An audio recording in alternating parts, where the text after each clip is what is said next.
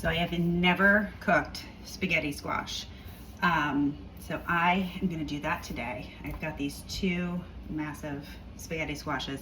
This one I just poked all around with a fork and I put it in the microwave for like 4 minutes to kind of soften it up. So I'm just gonna do that with this one, and I'm gonna stick this one in the microwave. It's kind of like, I guess you need to take out your frustrations. And just kind of poke it all around. And then I'm gonna stick this one in the microwave, and then I'm gonna cut this one up and this one up. I'm gonna scoop out the seeds, and then we're gonna roast it in a 400-degree oven for about 45 to 50 minutes so that I could, get out all of the spaghetti. So the one that I have softened, the one that's already been in the microwave, I'm going to cut this. You really need a really sharp knife. So use the sharpest knife that you can get, because these kinds of squash are like really, really tough to get through. So just, whew. Holy cow.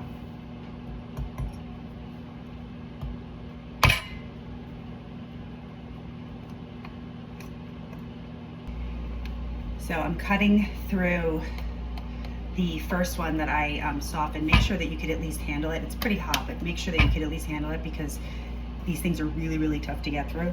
So use the sharpest knife you have. The struggle is real. Ah, little elbow grease. Ah. Okay. The struggle is real, but we got it halved. So right now I just want to like scrape out the seeds. So that's what we'll do. Scrape out all this. We actually use one of the spoons. Just kind of get the seeds out. Then I'm gonna just hit this with a little bit of salt, pepper, olive oil, and then it's going in the oven. So I got a bunch of pepper, and now we're just gonna sprinkle this with some salt. I use kosher salt, but you can use whatever you want. I'm gonna hit this with some olive oil, and then in the oven, 400 degrees for 45 to 50 minutes. So while the spaghetti squash is roasting in the oven, I'm gonna make a filling to kind of mix together with the spaghetti squash once I get all of the spaghetti out. I know I keep putting it in air quotes because it's not spaghetti, but it looks like spaghetti. So once we get all of that taken out of the roasted spaghetti squash, I'm gonna toss it together with a filling that I'm gonna make from chicken sausage, some sauteed kale, onions, and of course garlic. So I'm gonna start with 4 pretty large cloves, although one tried to just run away from me. Pretty large cloves of garlic. I'll just give you that right there. One like small medium white onion, and then I have a bunch of kale that I've washed and rinsed. I'm gonna saute all of that together, and then I'm going to brown up the chicken sausage, and then I'm gonna bring it all together. And then by the time I finish this, I'm gonna take that mixture and toss it together. And I think it's going to taste delicious. I hope so. So here we go. I'm going to start, I'll do like medium-high heat. Just a little bit of olive oil. Don't really need too much in this pan. The Hexclad, which is they're really great pans. If you're wondering if you ever wanted to purchase them and you're wondering if they're good, they are very good pans. The only thing I will tell you is if you ever make eggs in these pans, you really need some serious grease because the eggs will definitely stick. But everything else to saute in, this pan is amazing. And I have 3 different sizes. So I'm just gonna go ahead and dice up this onion and just drop it in the pan. I'm gonna do a little chop and drop. Okay.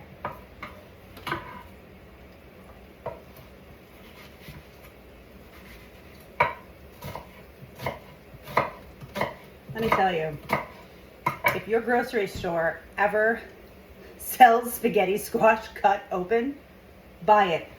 It's probably worth the extra $1.50. Because, I mean, I have a pretty sharp vegetable knife, and that struggle was rather real. I feel like I'm going to feel that in my triceps tomorrow. So, all right, let's get this in the pan. And then I'm just going to crush up these garlic cloves. These are some seriously large garlic cloves, but those of you who know me know I love garlic. And I feel like when you have something like squash, that is, it really doesn't have too much of a taste. You need some flavor. And garlic is definitely flavorful. So I probably would have done, if I was only doing like one large spaghetti squash, I probably would only do like 2 cloves of garlic, but this is, I'm filling 4 halves, so definitely need some good flavor.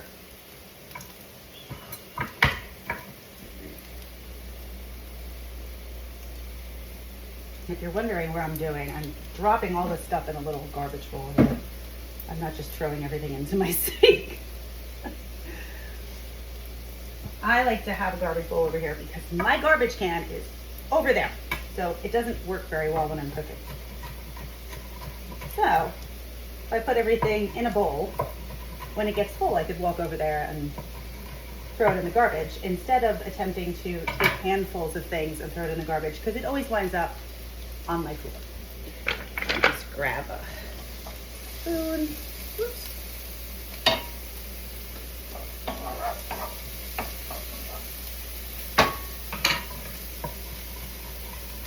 I don't want to like mince the garlic too much, but I definitely want to give it a good chop. Like I don't want super big chunks. You know, and the other thing is the onions and garlic will flavor the kale that we're going to stick in here too. So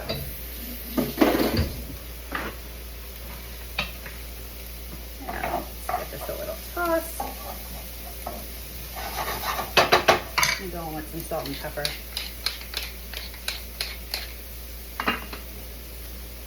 Just a little bit.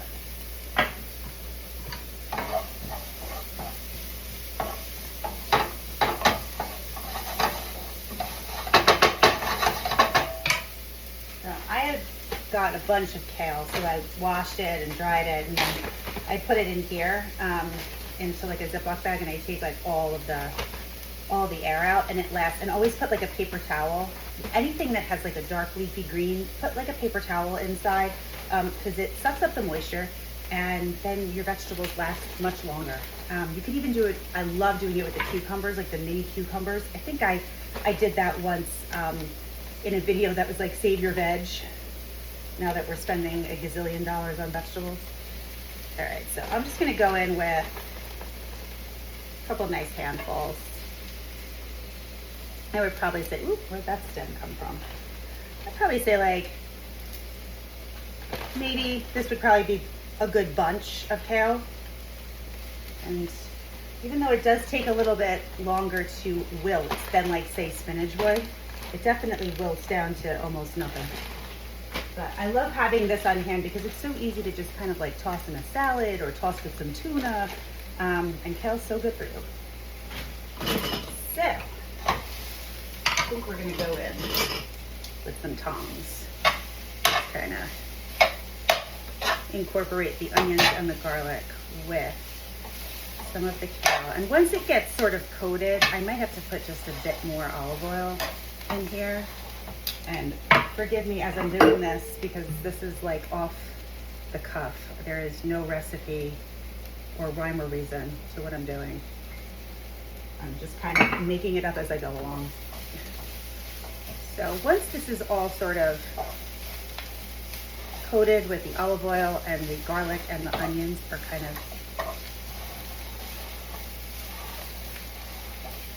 of distributed throughout. Whoops, runaway kale. Every once in a while, these stems kind of sneak in. It drives me nuts.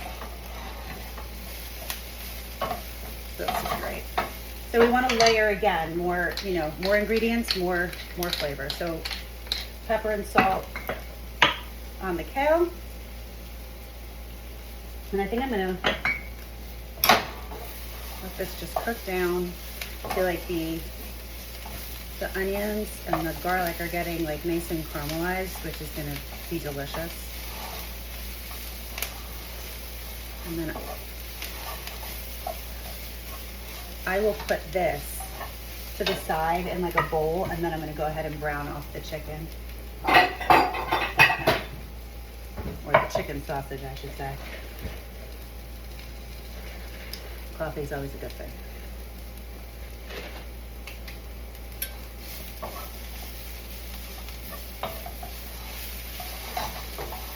You don't want to overcook the kale too much because you still kind of want to have a little bit of a bite. And you know, that's what kale is. Like it's like a nice like rough, it's a nice rough green. So like you still want to have that texture. You don't want it to be like mushy.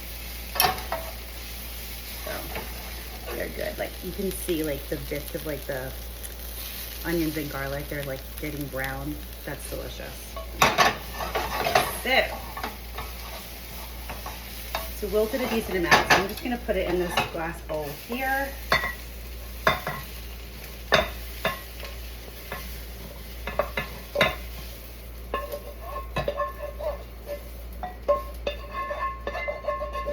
That was pretty awesome. I didn't drop anything. Yay for me. Okay, so now what I'm going to do is I have these 2 packages of chicken sausage. They're a pound each. Let me show this off for a minute. And what I'm going to do is I'm just going to take the meat out of the casing, and then I'm going to break it up like this. So the easiest way to do that is, let me grab a little small, I don't need a beef nose paring knife, just a small paring knife, and you just cut down this way. So you see like I made, and then you just pull it, you pull the casing right off, and then you have the sausage. Sit. So I just all of the chicken out of the casing, or the chicken sausage out of the casing, put it in the nice hot pan with a drizzle more olive oil, just so it doesn't stick, because chicken is obviously a very lean meat, so it's not gonna let out a lot of fat like the way it would if you even have like a pork sausage. You don't really need too much oil because it just releases so much of its own fat. So I added a little bit of olive oil to the bottom of the pan. So this will brown up nice. And if you can get yourself a flat-sided spoon, I use this so much. I think this is like the 3rd one I've gone through in like 5 years. It's just so good for anything. Like it's good for breaking up meat, you know, making bolognese or any kind of sausage. It's good to, if you're doing like a pomodoro sauce and you have like the big, like the can of plum tomatoes, always really good to break up the tomatoes too. Like it is definitely, I don't know, a necessity in my kitchen. So like you feel like some of the chicken is already getting brown. So this will probably go on, I'm probably going to say this will probably take about another 5 to 7 minutes to brown it all up, and then I'm going to add the kale back in. And then, hopefully by then, not the butternut squash, the spaghetti squash will be done, and we can put all of this together. So the chicken's gotten really brown. Bring it over here. It's gotten nice brownage. I know it's probably not a word, but it's nice and brown. So now we're going to go ahead and add back the kale and the onions and the garlic. I'm just going to toss this all together. And when the chicken sausage is cooking, like, you know, it leaves like little bits on the bottom, and you really do wine, all that flavor from the bottom of the pan. So I'm going to hit it with some white wine, just because I think it's going to taste really good. I'm going to call that about 1/3 of a cup. And what it's going to do is it's going to lift all of those little brown bits off the bottom, on top of giving it like a lot of good flavor. If you don't use wine or you don't have wine, you could deglaze the pan with some chicken broth, or vegetable broth, whatever you have on hand. So I think this is all ready to go, and we've got about 15 more minutes on the spaghetti squash. So I'm going to let this cool so I'll be able to handle it a little bit better, and then we're going to finish this up. So I wanted to take a quick video of what they looked like when they came out of the oven. Ooh, I missed a couple seeds. I'll get them out in a sec. But this is what they look like coming out of the oven. They're like nice and toasty brown. I'm not gonna touch them just yet. I'm gonna let them cool. Oh my God, I see the steam. Do you see the steam? That's crazy. So I'm just gonna let them set for like maybe another 10 minutes before I kind of try to touch them with the fork. Okay, they're still really sort of hot, but I'm going to use an oven mitt. And I still want the spaghetti squash to be like nice and hot when I toss it with the rest of the sausage and kale mixture, which I put in a really big bowl so that I can toss everything together. So let's see. I'm gonna hold this. Oh yeah, this works. Ah! Hot stuff. So just to show you, you just kind of do this, and this is what it looks like. And honestly, I did it for 50 minutes at that 400-degree oven, and this is perfect. So I am going to do this with the rest of the other halves, and then we're gonna toss it all together and stuff it back. And I think I might put a little cheese on top just because, why not? Okay, so this is what the mixture looks like once I got all of the spaghetti squash out and tossed it in here and tossed it all together. And I just wanted to show you, what the actual mixture looks like. And it looks like it's nice, nice and moist. And I think this is gonna be great.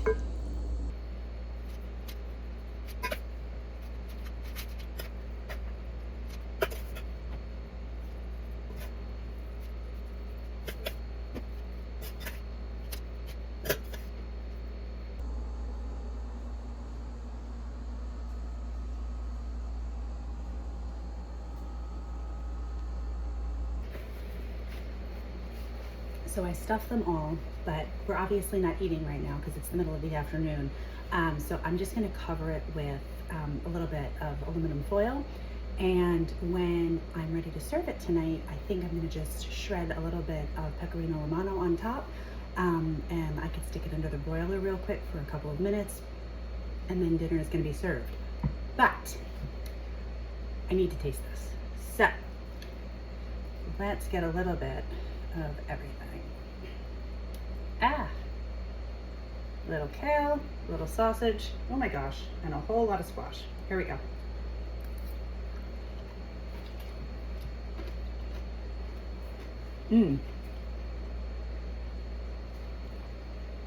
So the kale still has a little bit of a crunch. The spaghetti squash is like a little sweet. I wasn't expecting that. This is really good. This is really, really good. I would definitely try it out. You know what other cheese would be really, really good on top of this? Feta. That would be like a salty, beautiful treat right on top. Little crumbled feta on top. But I guess you really could do, I bet you could do even mozzarella. Whatever your favorite is. So I hope you enjoyed this. I hope you enjoyed coming along with me and trying something new. And hopefully you will try it, because this spaghetti squash is definitely, I'm a fan. Thumbs up. Have a great day, guys.